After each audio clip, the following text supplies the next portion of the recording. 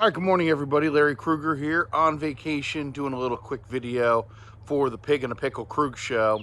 Check out Pig and a Pickle, two locations, Emeryville and Corte Madera. They're open 7 days a week in Marin County from 11 a.m. to 8 p.m., Wednesday through Sunday in Emeryville, inside the Emeryville Public Marketplace. Pig and a Pickle, the best barbecue in all of Northern California. All right, we're having a few good days here with the family at the beach. One of the headlines I saw is that Robbie Gould is sounds like a little frustrated that he is, here we are, camp's getting ready to go, break here, and he doesn't still does not have a gig. And he's now talking about how the 49ers, how he wanted to come back to the 49ers and, really wanted to come back, but they just didn't want him. And there's a lot of different angles to this thing. First of all, Robbie's an awesome guy, right? Robbie never missed in the playoffs. Great Niner. Made so many big kicks. Team leader. There's just everything to love about Robbie Gould. There's really nothing to say bad about Robbie Gould, and I won't even attempt to try. And I think the 49ers feel the exact same way. They love Robbie Gould. But here's the rub. As soon as you signed Jayvon Hargrave and paid him $20 million, you needed every penny you could get. And Robbie was going to be due about $8 million or about $5 million. He played last year for 4.1 or 4.2 or something like that. And I think if they had franchised him, it would have been right around $5 million. So if they got him to come back, he was coming back for, somewhere between $4 and $5 million, probably on a 2-year deal. Well, they're not paying Jake Moody anywhere close to that.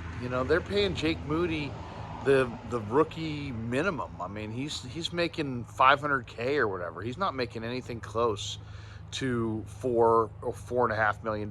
So once again, the Niners had this is the capped era of the NFL. In the old days, you just would have kept Robbie Gould, and because he's the most dependable kicker you can find, and you would have just kicked the whole future kicker thing down the road a little bit.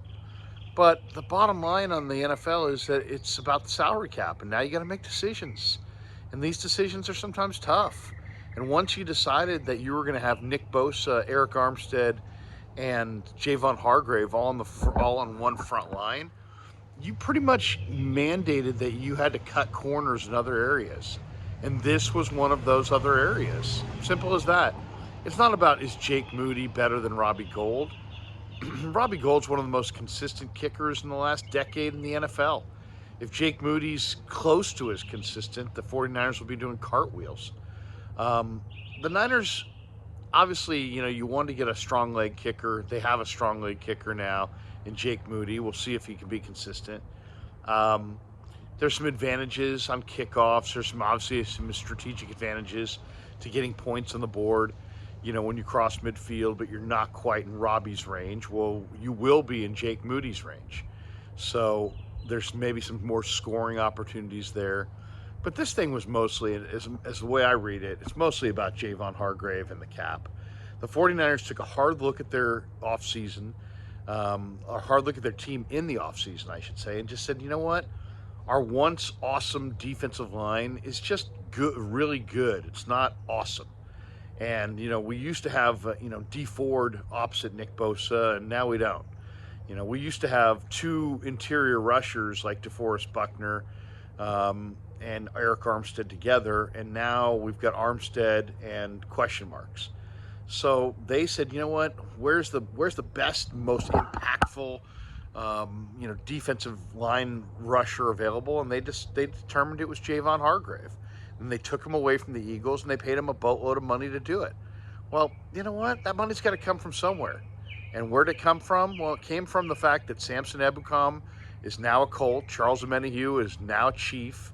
Jordan Willis is now a Raider. Those guys all had to walk out the door. So all your quality depth at defensive end left. And then you had to make some tough decisions in other spots in your roster. And this is one of them. So instead of having a kicker who's a sure thing, who's never missed a kick in the playoffs, you're going to roll the dice on a Jake Moody. Simple as that. And what's the difference? The difference is, $5 million. You're going to pay Jake 500 grand. You're going to pay Robbie 5.5 or 4.5. You're gaining $4 or $5 million on the cap in a cap sport. So these are the trade-offs that you have to make, unfortunately, in the NFL when you want to compete in the salary cap era. You want to dominate. You want a veteran kicker that's super dependable. Okay, that's $5 million less that you're going to have to spend on your defensive line. Okay, now you're going to prioritize the defensive line. All right, well, that's $5 million less you have to spend on a veteran kicker who's never missed in the playoffs. So it's a trade-off. Hopefully, it won't burn them.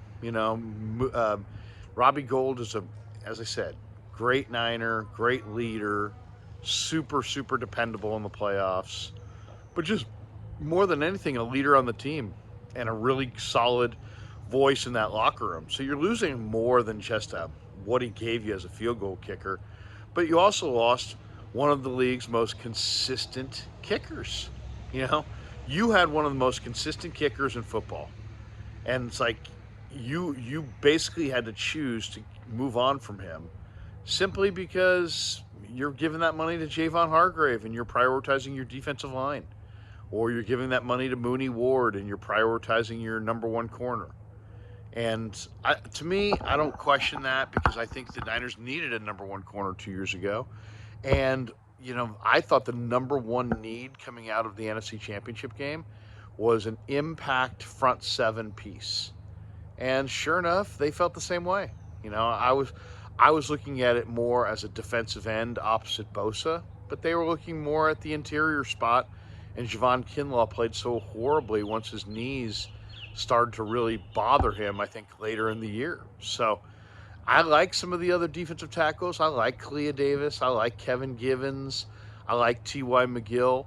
But I think all those guys are much better if you play them in a rotation.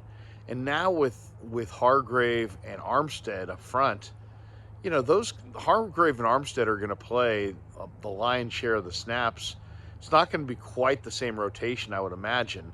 And then you're going to fill in with your backups. But I think all of those guys like Givens and Kalia Davis and T.Y. McGill, I think all those other interior guys, Kinlaw if he makes this team, Armstead, they're all significantly better because of the presence of Jayvon Hargrave. Because now you can't, now you got to decide. You got Bosa, who almost always needs to be doubled, and you got Hargrave, who, based on what I saw last year from Philly, he gets doubled quite a bit. So you got two guys on your front line that have to be double teamed.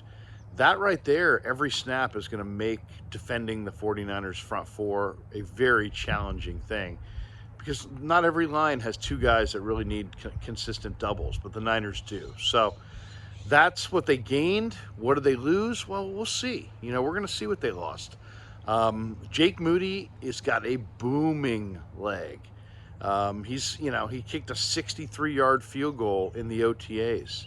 He has got a huge monster leg. Probably, I would say, the biggest leg of any kicker I can remember in a Niner uniform, and I've been watching the thing since the mid-'70s. So can he be consistent? Because that's really what it's about, right?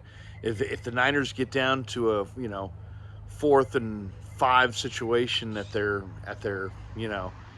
on the other team's 40-yard line, do they go for it? Do they go for the field goal with Jake Moody and try to make, see if he can boot one from 55 plus? So, I mean, that's going to be the interesting dilemma as far as how Shanahan calls the games this year. Does he call them different now that he's got a big, strong leg kicker? And ultimately, if, Hargrave could play great, but if the 49ers lose 4 or 5 games because of missed kicks from their rookie kicker, there'll be people saying, why didn't you bring back Robbie Gould? It was only $5 million. But, once again, in a cap sport, if you're going to pay Hargrave the money that he got, you're going to have to take it from somewhere. And unfortunately, it came from their defensive end depth and transitioning from the veteran slam dunk, everything's going to be a field goal converted opportunity into, it's a little bit of a roll of the dice. It's a little bit of a crapshoot. You got a guy who can connect from over 60, but you got a guy who probably isn't going to be as consistent as Robbie Gould. So the modern NFL, the trade-offs when it comes to the cap. But overall, I would have to say, Robbie, good luck to wherever you go. He's a class act. And I think the 49ers probably made the right decision. Go with the younger, cheaper, stronger leg kicker and throw that money on Jayvon Hargrave. And at the end of the day, I don't think you're going to regret it. All right, hope you enjoyed our 49er video. Here we are on vacation. Take a couple more days before training camp with the family at the beach, and then we'll be back rolling, talking full Niners and breaking down every inch and every angle on training camp throughout the summer. So thanks for Pig and a Pickle being the title sponsor of the Krug Show. Check them out in Emeryville and Corte Madera. And thanks to all you guys for supporting the Krug Show on YouTube.